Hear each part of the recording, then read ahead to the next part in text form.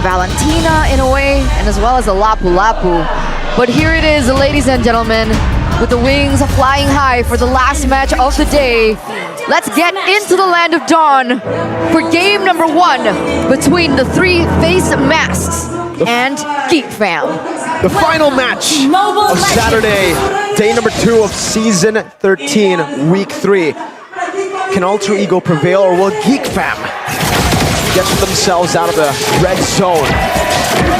Well, in the mid lane, you can see the amount of damage that this combo can bring. We saw the Arlet always playing with a strong mid lane. It was the Vexana in the previous match. Now with the Lilia, you're seeing a similar effect. GEEK fam just going very aggressive at it. Rossi though, just trying to shadow, just kind of match Beloyski's movement.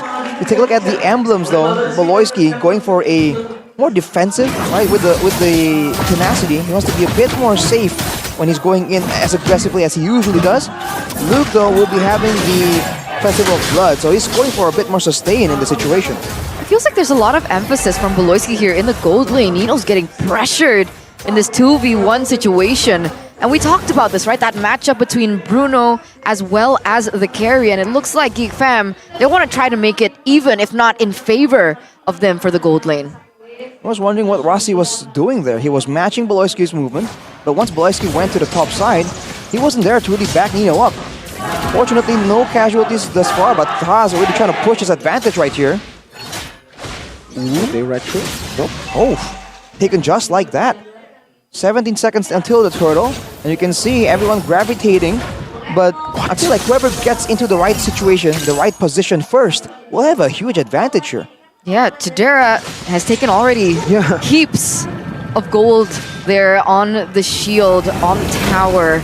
And that will make it a little bit uneven in that gold lane. Maybe just exactly what he needed to be able to come out on top. But now, the turtle has spawned. Both of these junglers are actually on the same level. With Hazel stepping in for Ray, does he have what it takes? Oh, Raven's Fighter from Pai, a good stun from Rossi as well. That's a great stun over the voice. Going Taz will be able to utilize this chaos and even go for more. Now with a big bump over to Luke and a boy forcing the black shoes. 2 for 1 and the turtle for Alter Ego. Going for more on the purple buff. Luke will have to respect this, will have to back away, but Taz will respect it too. He knows how fast the Boxer can come back. Hazel steals the turtle actually. Yes. So right before he goes down, amidst all that chaos, he won the retry battle against what's supposed to be a free turtle for Taz. It was a big decisive play right there, and I do believe that Alter Ego felt like he was going to get taken out before it was even a factor, but look at this, 2v2. A lot of slashes used up there with the Vengeance, and the Worldy bouncing back and forth. You're right, man. That was crazy.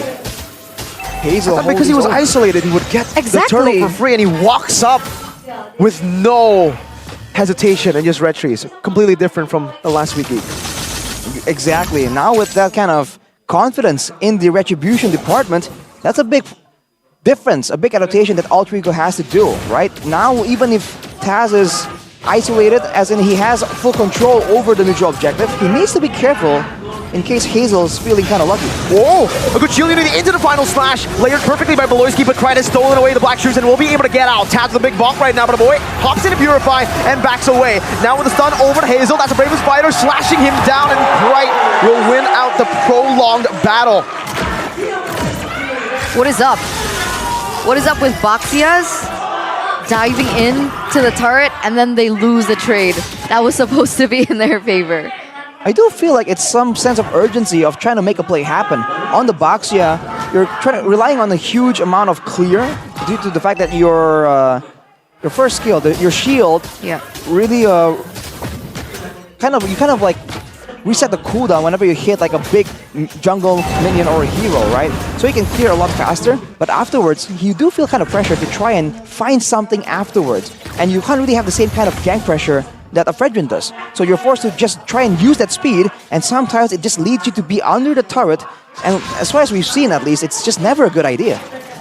Taz is jumping in over to Beloyski. 3 members down below. Final slash cancelled out by the stun and even pulled back to the turret. Beloyski will be able to finally get the final slash down, but it's when he's too low to use the Vengeance. Hazel on the turtle now, trying to look for a trade. 4-1 in kills. but the gold isn't too far. 5-man up. It looks like GEEK are trying to delay this just a little bit more, but Hazel goes in on Rassi. Over with the last Insanity too. Blows up. That's a retreat battle here, and it's going to be Taz who wins it out this time around. No mistake about that. Chidera purifies out of the taunt, even with Pi, who jumps in with that bravest fighter. A lot of back and forth action right here, but Alter Ego has always been the more decisive one. Voloisky, fancy movements there, but did not land it. Like I said, Alter Ego are the ones proactively making the plays happen, and GEEK just seem to be just slightly always one step behind.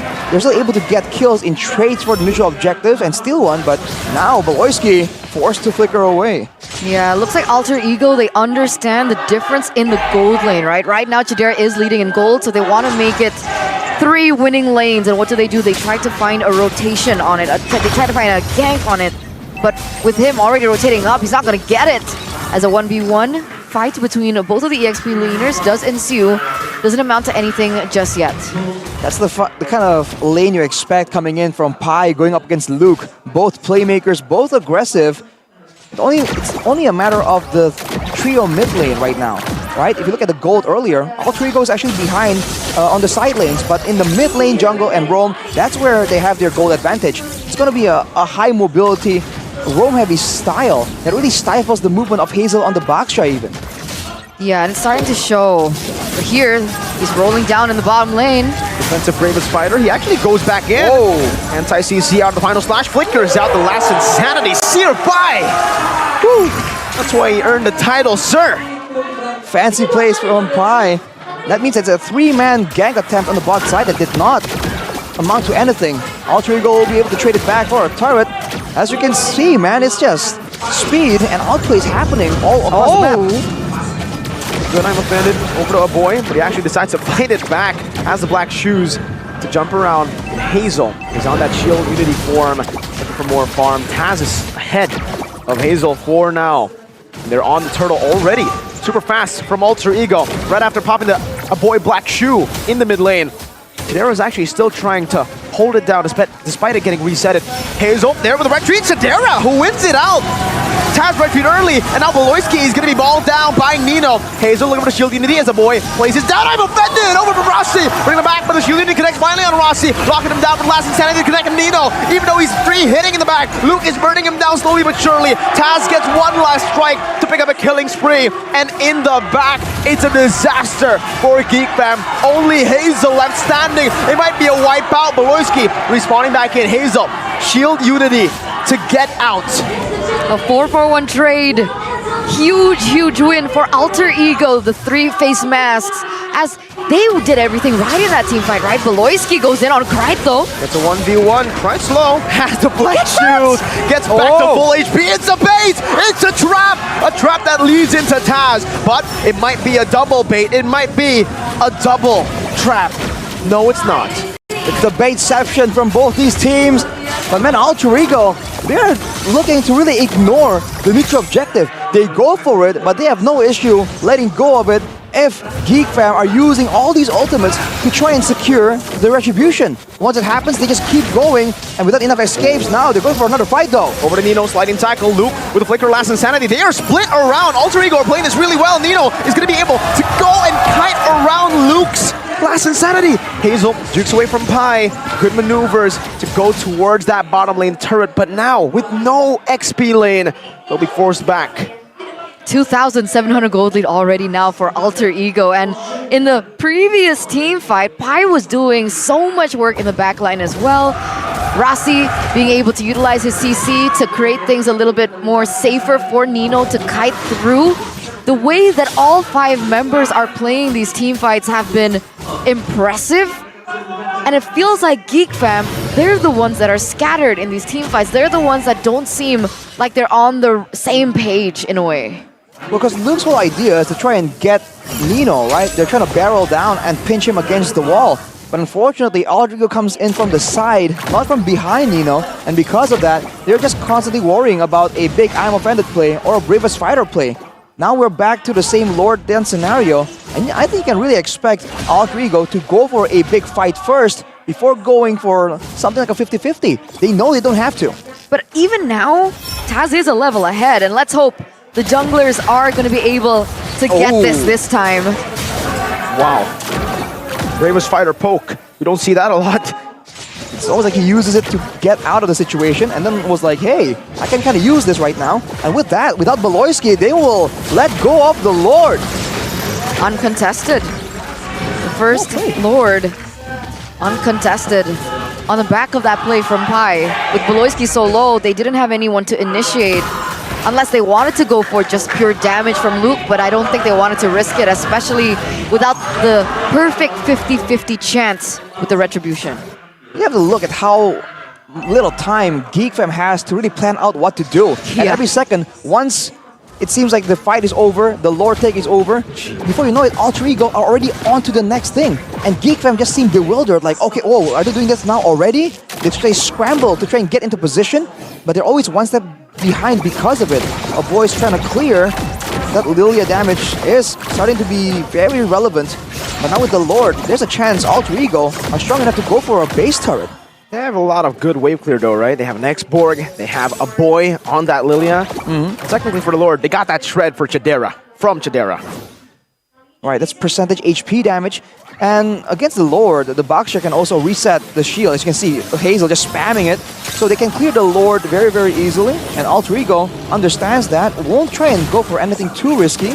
They're perfectly content, just caging GEEK Fam into their own base, looking for their own advantages. Oh, Nino hurt! The Faraga armor just got melted like it was nothing. But even then, they're still unable to take down the base turrets from GEEK, which means they're falling back. Disciplined plays here from Alter Ego. Taz looks like he's opening up a little bit of the vision. There is some screaming in the audience that I am not sure what it is about. You never know. You never Screams know. of joy? Question mark. I mean, yeah, Possible, possible. it was coming from Alter Ego. Well, going back to the game here, that's a lot of damage, man. Divine Glaive, Lightning Truncheon, already computed for Krite, and that's the kind of burst you can expect.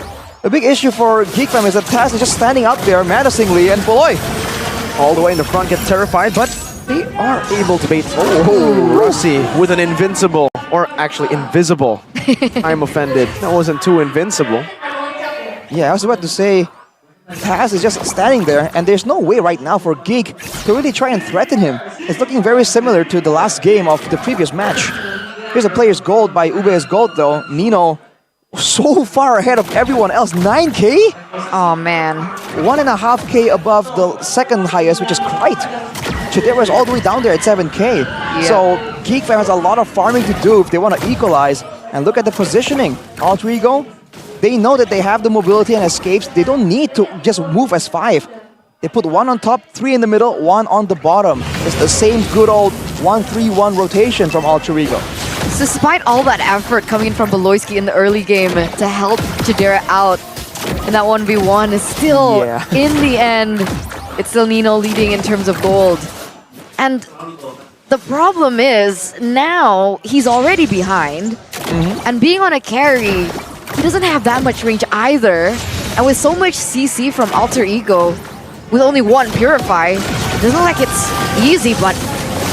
Engage onto Rossi, Luke in the back already. Last insanity not connecting. Meanwhile, Pai over the bravest fighter takes them all low. Nino with the flicker forward and the big bomb now onto Beloyski. The suppress and the damage from Nino. My goodness. The infamous Nino flicker. We finally get to see that again, and this is a free Lord again for the 3-face masks. We gotta give a shout out to Pai though. Yes. He deleted the HP bars of 3 members from GEEK Fam before anything even happens. We know why. Looking at the Hunter Strike, Malefic War, What? and Sea Halberd. No wonder. He's just relying on the natural shielding and the regen coming in from these emblems to really beat that tanky member. Aside from that, he's just going all in on the damage. And GEEK Fam, they're just too focused on Krite, focused on Nino. They thought like, okay, we can tank some Lapu Lapu damage. They thought wrong. Is this a common build for Lapu Lapu? No. No, I don't think so. Usually it's a Hunter Strike, and then for the most part, just tankiness. Pai is just pushing the advantage, knowing that his team is ahead, that he can get away with it. He goes for it. And now with the Lord in Tau, seems like Alter Ego are going for a 3-wave push. 15 minutes in, it seems like it's still possible, but now Geek Fam, they're the ones defending, and Alter Ego are the ones who have to get creative about the invade. With Pi going full damage, can they really find an opening with that? The boys clear is just too good, really. They were able to actually deny the 3-wave push just by clearing. They didn't even do anything too special, they just cleared better. It's going to be a very tough time for Alter Ego to use the Lord, because Geek, like I mentioned earlier, with the Lilia, with the X-Borg, with the Baxia, and the Carry, all 4 of these heroes have aspects that make them so good at clearing the Lord itself. Later on, though, I feel like if you're talking about an opening to really crack open the base, they have to like match the waves, right? Gather Geek Fam together, and then go for a big play. But at this point, I don't think they want to risk it just yet. It feels a little risky though. For sure. Right? I mean, if Rossi is going defense, then maybe they can rely on Rossi, but can they rely on Pi to look for an opening that we're usually accustomed to seeing with that build? See, I think it depends on what you mean by opening, right? If he... An initiation.